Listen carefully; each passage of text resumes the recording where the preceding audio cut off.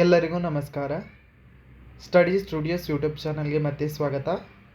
ಇವತ್ತಿನ ವಿಡಿಯೋದಲ್ಲಿ ಕರ್ನಾಟಕ ರಾಜ್ಯ ಸಹಾಯಕ ಪ್ರಾಧ್ಯಾಪಕರ ಅರ್ಹತಾ ಪರೀಕ್ಷೆ KCET 2024ರ ಡಾಕ್ಯುಮೆಂಟ್ ವೆರಿಫಿಕೇಷನ್ ದಿನಾಂಕ ಯಾವಾಗ, ಹಾಗೆಯೇ ಡಾಕ್ಯುಮೆಂಟ್ ವೆರಿಫಿಕೇಷನ್ಗೆ ಯಾವುದೆಲ್ಲ ಡಾಕ್ಯುಮೆಂಟ್ಗಳು ಬೇಕು ಅನ್ನೋದನ್ನು ಈ ವಿಡಿಯೋದಲ್ಲಿ ನಿಮಗೆ ವಿವರವಾಗಿ ತಿಳಿಸ್ತಾ ಹೋಗ್ತೇನೆ.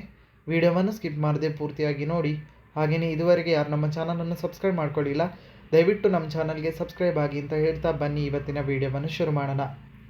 ಕರ್ನಾಟಕ ರಾಜ್ಯ ಸಹಾಯಕ ಪ್ರಾಧ್ಯಾಪಕರ ಅರ್ಹತಾ ಪರೀಕ್ಷೆ KCET 2024 ಈಗಾಗಲೇ ತಾತ್ಕಾಲಿಕ ಫಲಿತಾಂಶಗಳ ಪಟ್ಟಿ ಪ್ರಕಟಗೊಂಡಿದೆ. ಅಂದರೆ ಅದೇ ಫೈನಲ್ ರಿಸಲ್ಟ್ ಆಗಿರುತ್ತೆ.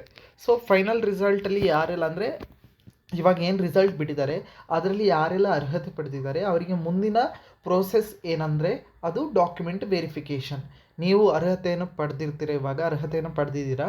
ಸೊ ನಿಮಗೆ ಸರ್ಟಿಫಿಕೇಟ್ ಇಶ್ಯೂ ಮಾಡಬೇಕಿದ್ರೆ ಏನೆಲ್ಲ ಡಾಕ್ಯುಮೆಂಟ್ ಬೇಕು, ನಿಮ್ಮ ಹತ್ರ ಯಾವೆಲ್ಲ ಅರ್ಹತೆಯ ಡಾಕ್ಯುಮೆಂಟ್ಗಳು ಬೇಕು ಅಂತ ಇಲ್ಲಿ ನಿಮಗೆ ತಿಳಿಸ್ತಾ ಹೋಗ್ತೇನೆ.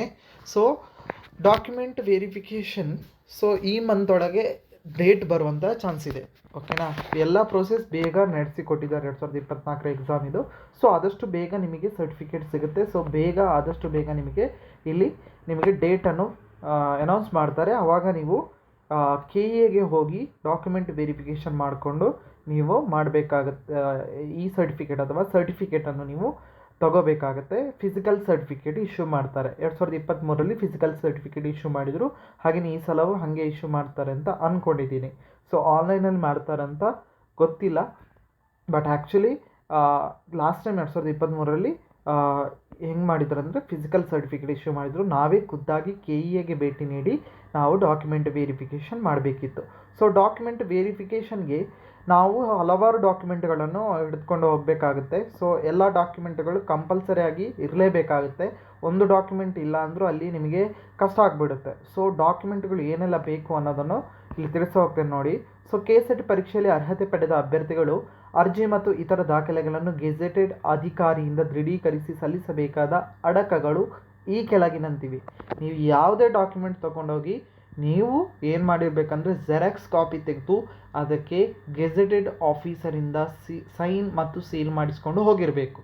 ಅದನ್ನು ಅಟೆಸ್ಟ್ ಮಾಡಿಸಿರಬೇಕು. ಅಟೆಸ್ಟ್ ಮಾಡಿಸಿದರೆ ಮಾತ್ರ ನಿಮಗೆ ಅದು ವ್ಯಾಲಿಡೇಟ್ ಡಾಕ್ಯುಮೆಂಟ್ ಆಗಿರುತ್ತೆ, ಇಲ್ಲಾಂದರೆ ನಿಮಗೆ ಅದನ್ನು ಕನ್ಸಿಡರ್ ಮಾಡಲ್ಲ ಅಲ್ಲಿ. ಸೊ ನೀವು ಫಸ್ಟಿಗೆ ಮಾಡಬೇಕಾದ ಕೆಲಸ ಯಾವುದೆಲ್ಲ ಡಾಕ್ಯುಮೆಂಟ್ ಬೇಕು ಅದರದ್ದು ಎಲ್ಲ ಕಾಪಿ ತೆಗೆದುಕೊಂಡು ಅದಕ್ಕೆ ಅಟೆಸ್ಟ್ ಮಾಡಿಸ್ಬೇಕು. ಓಕೆನಾ. ಸೊ ಯಾವುದೆಲ್ಲ ಡಾಕ್ಯುಮೆಂಟ್ ಬೇಕು ಅನ್ನೋದನ್ನು ಇಲ್ಲಿ ನೋಡಿ.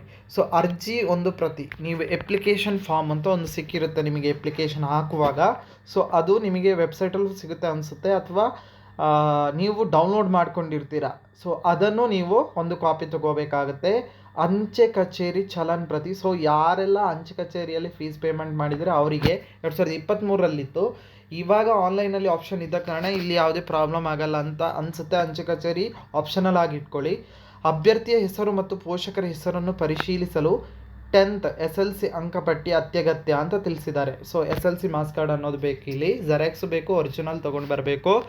SC ST ಪ್ರವರ್ಗ 2A 2B 3A 3B ಜಾತಿ ಆದಾಯ ಪ್ರಮಾಣ ಪತ್ರ ಬೇಕು ಅಂತ ಇಲ್ಲಿ ತಿಳಿಸಿದ್ದಾರೆ. ಸೊ ಈ ಕೆಟಗರಿಯವರಿಗೆ ಮಾತ್ರ. ಸೊ ಜನರಲಲ್ಲಿ ಅಪ್ಲೈ ಮಾಡಿರೋರಿಗೆ ಜಾತಿ ಪ್ರಮಾಣ ಪತ್ರ ಬರಲ್ಲ, ಆದಾಯ ಪ್ರಮಾಣ ಪತ್ರ ಬರುತ್ತೆ. ಸೊ ಅದನ್ನು ಹಿಡ್ಕೊಂಡು ಬರಬೇಕಾಗತ್ತೆ. ಹಾಗೆಯೇ ವಿಶೇಷ ಚೇತನ ಅಭ್ಯರ್ಥಿಗಳು PWD ಪರ್ಸನ್ ವಿತ್ ಡಿಸೇಬಿಲಿಟಿ ಜಿಲ್ಲಾ ಸಿವಿಲ್ ಸರ್ಜನ್ ರವರಿಂದ ವೈದ್ಯಕೀಯ ಪ್ರಮಾಣ ಪತ್ರವನ್ನು ದೃಢೀಕರಿಸಿ ಲಗತ್ತಿಸಬೇಕು. ಹಾಗೆಯೇ medical certificate with 40% or more disability ಅನ್ನೋದನ್ನು ಇಲ್ಲಿ ಕನ್ಸಿಡರ್ ಮಾಡ್ತಾರೆ ಅವರು.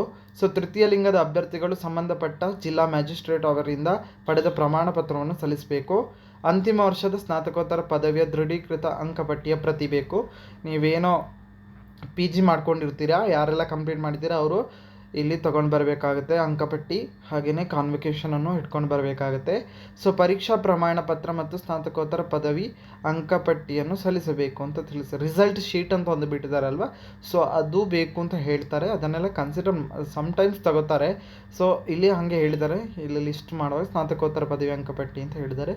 ಸೊ ಇದನ್ನೆಲ್ಲ ಜೆರಾಕ್ಸ್ ತೊಗೊಂಡು ನೀವು ಏನು ಮಾಡಬೇಕಂತ ಹೇಳಿದರೆ ಅಟೆಸ್ಟ್ ಮಾಡಿಸಿ ಕಾರ್ಯನಿರ್ವಾಹಕ ನಿರ್ದೇಶಕರು ಕರ್ನಾಟಕ ಪರೀಕ್ಷಾ ಪ್ರಾಧಿಕಾರ, ಸಂಪಿಗೆ ರಸ್ತೆ, 18ನೇ ಅಡ್ಡ ರಸ್ತೆ, ಮಲ್ಲೇಶ್ವರಂ, ಬೆಂಗಳೂರು ಇಲ್ಲಿಗೆ ಬಂದು ಖುದ್ದಾಗಿ ನೀವು ವೆರಿಫಿಕೇಷನ್ ಮಾಡಿಕೊಂಡು ನೀವು ಸರ್ಟಿಫಿಕೇಟನ್ನು ಪಡ್ಕೋಬೇಕಾಗುತ್ತೆ.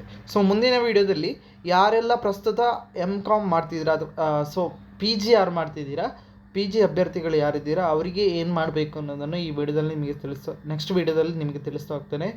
ಸೊ ಯಾರೆಲ್ಲ ಈ ಮಾಹಿತಿ ನಿಮಗೆ ಇಷ್ಟ ಆಗಿದೆ ಲೈಕ್ ಮಾಡಿ, ಹಾಗೆಯೇ ಶೇರ್ ಮಾಡಿ, ನಮ್ಮ ಚಾನಲ್ಗೆ ಸಬ್ಸ್ಕ್ರೈಬ್ ಆಗಿ ಅಂತ ಹೇಳ್ತಾ ಎಲ್ರಿಗೂ ನಮಸ್ಕಾರ.